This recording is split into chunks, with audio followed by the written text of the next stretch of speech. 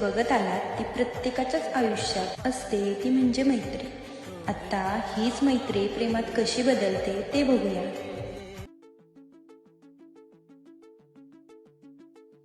Hello. Hello. हा, कुठे आहे तू? अगं नाही, आज मी कॉलेजला नाही आली. माझी जरा तब्येत ठीक नाही. अरे आज खूप लवकर आले.